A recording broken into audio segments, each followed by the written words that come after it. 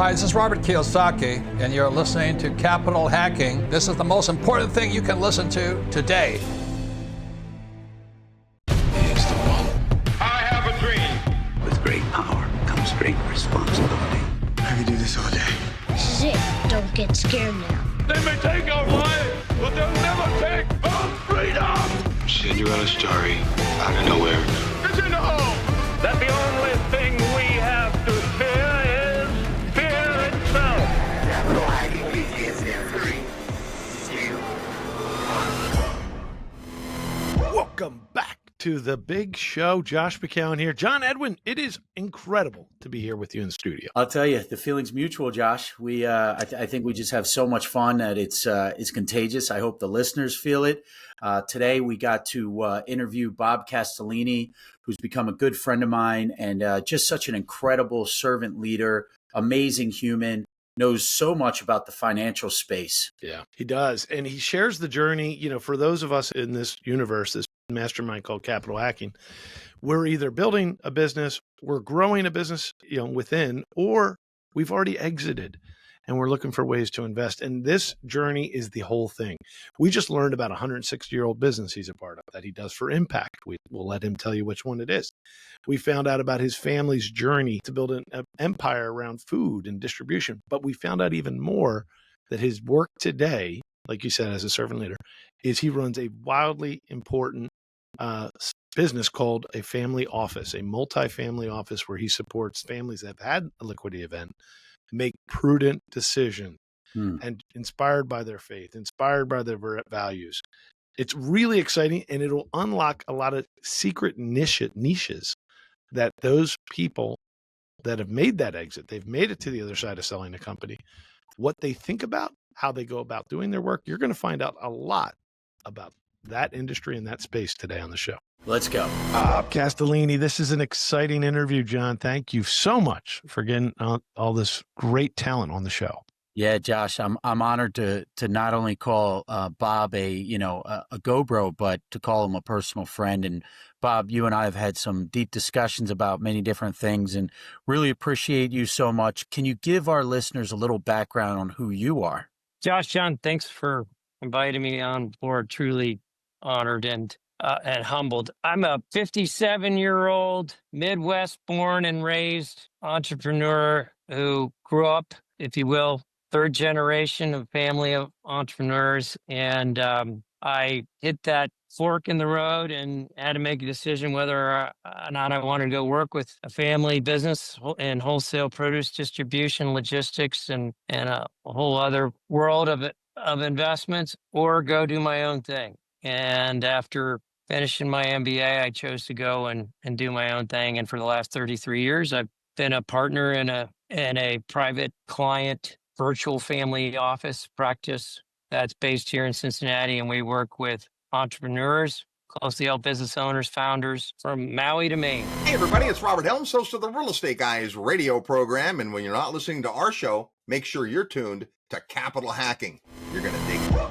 That's a very tight intro, man. I feel like we've picked up a lot already, John. I mean, that's a really great intro because there's so many deep things there that we've touched on in the past, Bob, on this show that we could really, really benefit from asking you a few follow-ups on that. But John, I jumped on you. So good. Oh, yeah. No worries. So I wanted to just ask you, Bob, what exactly is Sentinel Private Wealth Group? What do you guys do? Virtual Family Office is delivering all the services of a single family office, except we're not holding all those services captive under one roof. You see, most family offices were born out of very large, closely held businesses that had a liquidity event, and there was a single family being served, right? And you go all the way back to the Rockefellers and Carnegies, right?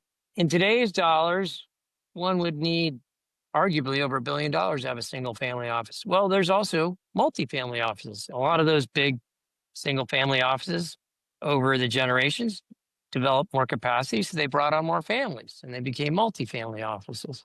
Most of them require minimum net worth around $250 million or even more. We're targeting the majority of the 250,000 closely held business owners out there between basically 10 and 250 million. And frankly, they're the ones that need the most help because most of them are having a first-time exit. Only 18% of them are going to transition that business to their next gen, and only half of them are going to do it successfully, and only 2 or 3% will make it to Gen 3. So, you're looking at close to 80% are going to have some kind of a monetization event, full or partial liquidity event. And they go from being the air traffic controller of their whole life, their business, their closely held asset, to trying to become the air traffic controller of all these moving parts. And it's overwhelming. And so we frankly have been in a very unique and privileged position to serve these families and really do a deep dive to help protect them from predators in the tax man, and also build out all the areas of support that they may need, whether it's property management, securing lines of credit and debt, shopping for their insurance, even hiring PIs and PR firms for them, helping them start a family foundation, run their family office meetings, not to laboriously go through the whole menu, but bottom line is all of their needs for all 6 forms of capital. And as I had touched on, we use an acronym for that, which was born out of a book. It was written by Michael Cole. It's a phenomenal read. And he's one of the founders of R360, which is a mastermind group for closely held business owners that are centimillionaires. And it's called More Than Money. And it's about the 6 forms of capital. The acronym he uses is FISHES. F just stands for financial. And that's nothing more than the engine that drives the other 5 forms of capital, the most important, right? You've made the money. Now it's time to serve and fuel those other 5 forms of capital that may or may not have been fully formed or developed, but they certainly will now have the capital to improve upon. That's going to be intellectual capital, social capital, human capital, emotional capital, and spiritual capital. And, for most of us that are spiritual, that's foundational, right? So it's powerful. And we could obviously do a whole show on each form of capital. You focus on 2 of them, which I love, financial and human. That's exactly right. We could do a whole show. As a matter of fact, John was pitching to me earlier that we're going to do the Bob Castellini 6 Forms of Capital miniseries. Okay. And I think this is the intro to the miniseries, which I'm dead serious about, but we'll get you at a studio and we'll have you knock it out, because the energy and the way you just have described your business, the way you serve families, the 6 forms of capital, you're like in a flow right now, and you're not even sitting still. You're moving and moving. You're flowing for real. So I would love to learn those 6 forms of capital in detail and why they're so passionate. You're so passionate about it. We dig this. I want to ask a different question too, though, John, but I don't want to go off fishes yet, even though we're going to do a mini series on it. I'm not kidding. We should do a mini series. Bob, what are one of the pitfalls that you see in these businesses that you serve as they're exiting, or maybe someone passing away? What are some of the things that you put into place to protect their family? So John, you're on point with that question, because there is an innate failure to plan the most important aspect of an exit, a transition, or obviously a premature death in the family. And first of all, the founder often has if you will, a misnomer of immortality, does not want to face their own mortality. And when the exit comes to fruition, they're getting offers, they're putting together, if you will, the financials for the sale. They get too enamored with the financial windfall and fail to plan for the second half of their life, the next chapter. And I'm talking about the softer issues, because 70% of most closely held business owners within 1 year's sale have seller's remorse because they have no distinct identifiable purpose. I'm sure you've hit this in past interviews with other folks who've had successful exits. They failed to even consider what their life might look like and what their contributions to the world might be and what truly pursuing new passions might look like. And suddenly, everything that they focused on, their entire identity is gone. And they no longer can have that definable purpose. They lose their drive, they lose their pride, they lose their vision because they didn't create one for afterwards. There wasn't that second half. So I would highlight Bob Buford's Halftime is a must read. We will not work with someone unless they will do the pre-work in planning out, if you will, the after sale transition to their new area of focus. Whether that's starting another company or nonprofit or focusing on new areas of interest, it doesn't matter. But we want to take them through a process. We bring in outside professionals to do that. Some of them are trained psychologists. Some of them are transition specialists. All of them have worked with closely held business owners and been through this. That's a big piece and an important part of the question you asked. The other pitfall is that they did not properly set up a leadership succession and transition plan. Should, God forbid, they have a heart attack tomorrow, brain aneurysm, and the reins of the company are left in the hands of ill-equipped, uninformed, unprepared, next gen management. New to you there, but we see it time and time again. You know, Bob Buford's book, Halftime, and his teammate Lloyd Reeb have made a big impact on us. And John and I have talked about that a lot. As a matter of fact, we got to get Lloyd Reeb on here. He coached us for the last year and a half. Well, really a year. Through 100X was a version of Halftime he created. Yes. Over the last few years. And what an honor it's been to be part of that. It's perfect. I'm sure you love him as much as I do. Lloyd is, oh my goodness, he's a class act.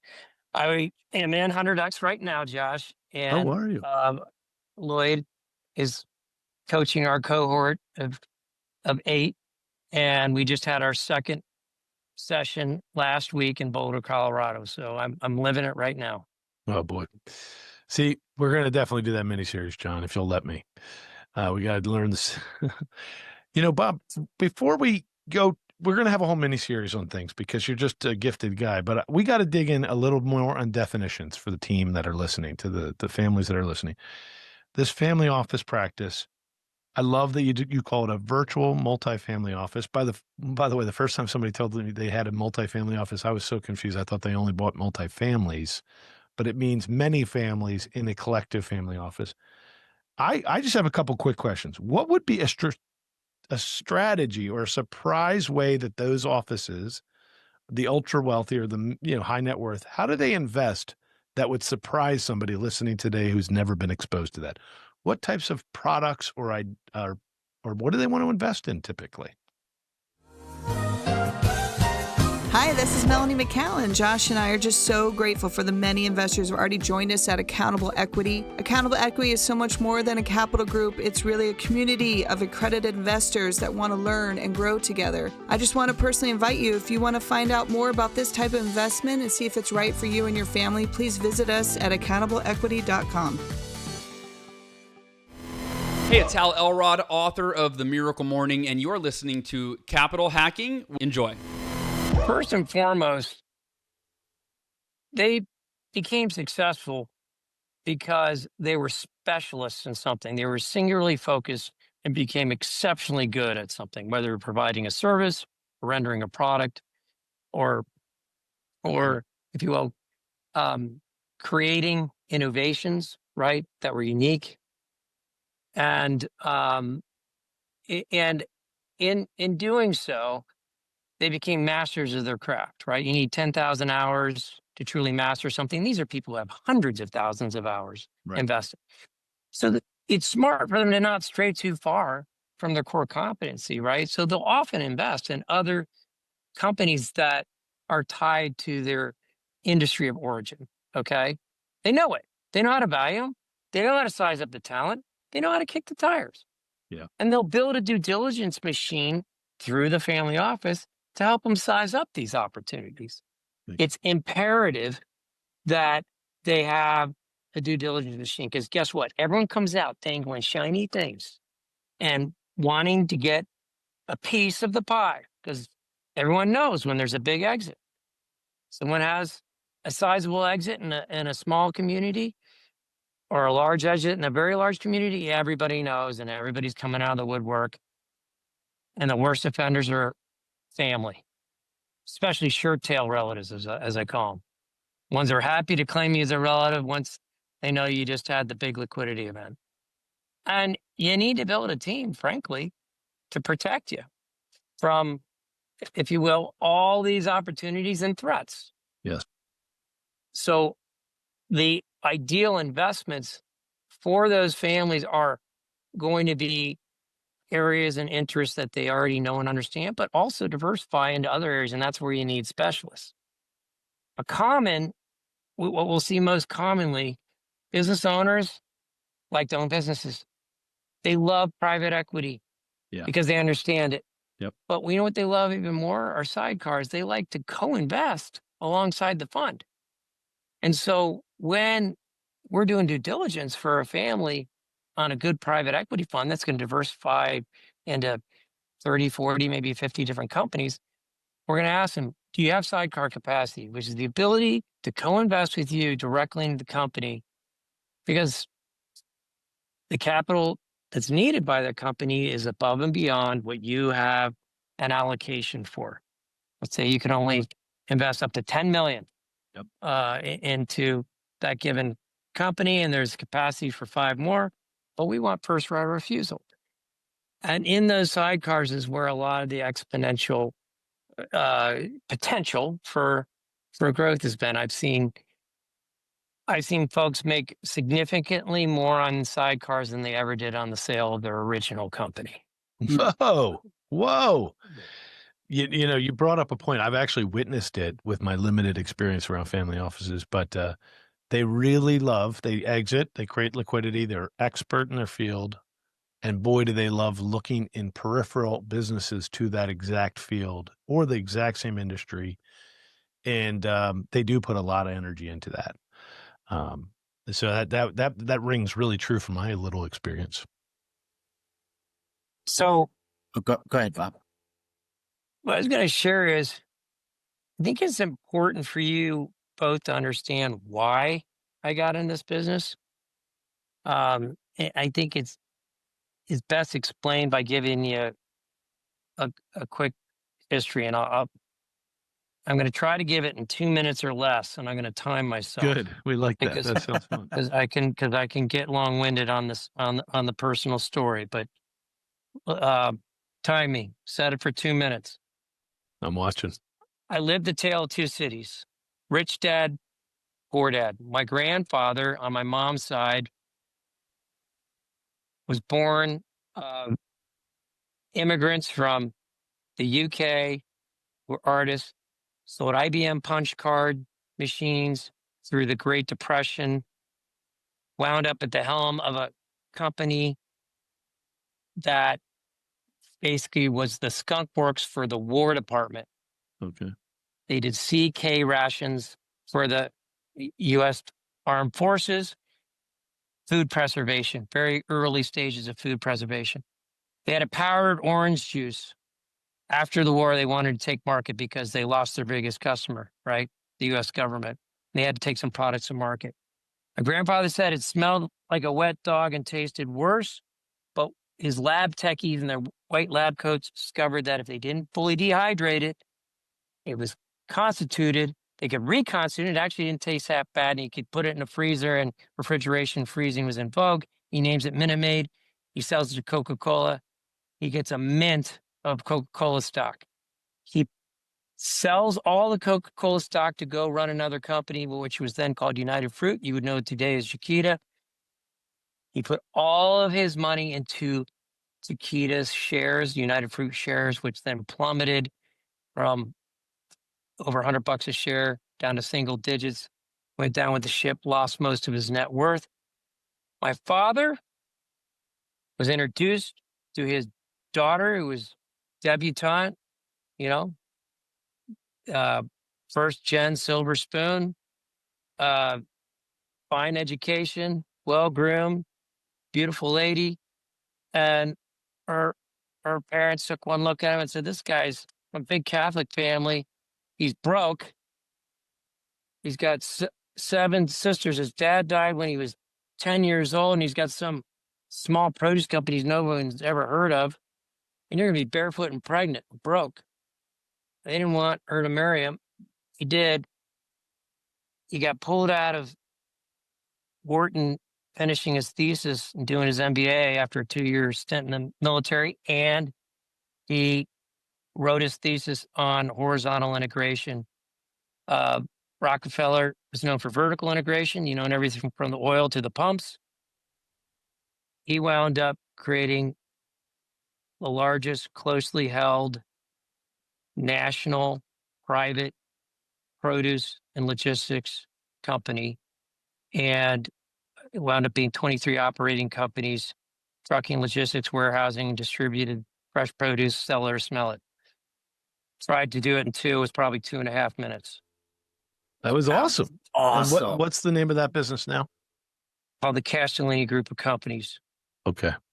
In the process, my father kept diversifying. The good news about the produce business is your receivables are short, 7 to 10 days. Cash business. Banks loved him. And he cash flowed well.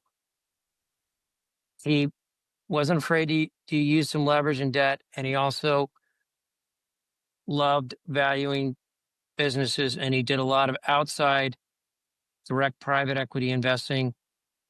And this was for all the big private equity funds. He formed syndicates with some other businessmen, and in doing so, invested in a lot of other companies and diversified his holdings. But everybody's got to eat. And we're in a distribution hub. You can reach 2/3 of the U.S. within a 1-day over-the-road truck drive or a 90-minute cargo flight. So we're in a distribution mecca, and he was able to create a lot of economies of scale and efficiencies in the produce business, while also transitioning into a number of other opportunity areas, which is where he really had his greatest growth. So his engine was the produce, and his diversification came in the form of a family office he created with 12 employees who did all the due diligence. Initially, it was just a big accounting office with like 8 CPAs, and then it became his due diligence machine for deal flow. Some of those deals were pretty far removed from anything he'd ever seen or done. And some of them were passion plays, like professional sports. And he got involved with 4 different professional sports teams with the same syndicate. The first was the WHA hockey team, and then 3 different baseball teams. Hey guys, it's John Vroman, founder of Front Row Dads, and you're listening to Capital Hacking, the best investment you'll make today. And he stayed with that. He stayed with that or no? Baseball doesn't pay your bills. Baseball is an investment in your community. And I'd say if you're doing it for the money, you're doing it for the wrong reasons. There's only 30 teams, so they certainly appreciate and value. But we're in the smallest market with the oldest team in Major League Baseball, founded in 1869. So almost 160 years old. And if this team were to ever leave Cincinnati, we'd be hard pressed to ever get one back. So we're very lucky to have it. And he left his he had significant ownership stake in another team, and left to come put together a group to buy the Reds because he didn't want to see the city lose the team. No one was bidding on it that was from town. And when that happens, you're at risk of it falling into out-of-town ownership and it possibly leaving to chase better valuations and higher bids elsewhere. Such an incredible story. It is an I mean, you know, and you talked in the beginning, Bob, about impact investing, and that is so impactful for the city of Cincinnati and the community. And I'm sure you guys are big into giving back to the city. And what are some of the other ways that you guys are involved in the community? Well, I'll first tell you that if anyone views themselves as the owner of a team, then they're missing something important. The fans own the team. You're a steward, and you better return it to the fans in better condition than you found it. I'm going to also highlight that team is an asset that can be leveraged to promote other very important causes within that city. Mm-hmm. So within every game, there's 2, 3, 4 different nonprofits or causes, if you will, or PSAs or initiatives or movements that we're helping to align or promote. And of course, it's also a platform for corporations and for service-based industries to both entertain and promote themselves, and to put product out into the field, into the stands that is going to be experienced by your fans. You create affinity as well. So we don't just have Reds fans locally. We have Reds Nation. We've got Reds fans all over the country. They grew up here. They still watch every game. Yep. Creates great loyalty and branding, just like colleges do. I agree. And I love that you look at it that way. I mean, that's the halo effect of a big business, or even just a well-known business, and how many people it can impact. I love that you even think like that. But to answer your question, because it's a very good one, John, the team had a very small community fund when our group of stewards in 2006 acquired the franchise. And again, I'm just honored and humbled to be along as a small minority unit holder. But the team had a very small community fund that was loosely affiliated. They were using the team's name, and they probably send $30,000 a year to the team. And my father and my brother's first initiative, my brother's CEO, dad's chairman, my first initiative was for the Reds to bring that community fund under the tent and take it from $30,000 a year into the community to millions, $2 to $3 million a year into the community, and building and refurbishing ball fields, basically creating today's and tomorrow's fans, right? And also partnering with other very important assets to the community. We have the #1 children's hospital in the nation here, Cincinnati Children's. We have the #1 zoo, and so many other countless partners, every form of cancer. We have different celebrations of ethnicity, right? And we are one of the few teams that can even have a faith day. We have 2 faith days where they're Sundays, and faith is never discussed during the game, but afterwards, a faith-based music group is brought in, and a lot of church communities are there to celebrate their faith. It's powerful, and a lot of the players come out and give testimony and witness to their faith walk. It's pretty cool. I love it. I would like to learn more about it. It's a pretty awesome part of your life. Yeah. Bob, thank you for your humility, your stewardship. And, you know, it just takes me back to the verse, to whom much is given, much is required. And you are a true servant leader. And I'm so grateful to call you my friend. Honored to call you mine, John. I love your energy, leadership. This guy is a beast in our mastermind group, and fearless leader. I don't know. There's not enough hours in the day for all that he gets done. I agree with that. Wonderful to get to know you, buddy. Thank you so much for being part of the show. Thank you. Thank you both. God bless. Damn straight. We just got buddy. We got to the end of another great show. And everyone listening right now, you're the family and friends. Thanks for staying till the end. That was so fun. And hey, hit the like, hit subscribe. We're here to serve you guys. That's why we're doing this show. Josh is not paying me. I'm doing this off of my quote unquote sweat equity because we want to make a difference in your life. And then that ripple effect will continue to touch the world. Hey, amen, brother. Please check us out on capitalhacking.com, all the social media threads.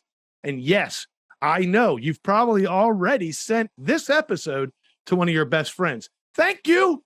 We love you. Just go right into your iPhone, hit the plus symbol. We'll talk to you later. See you next week. Share.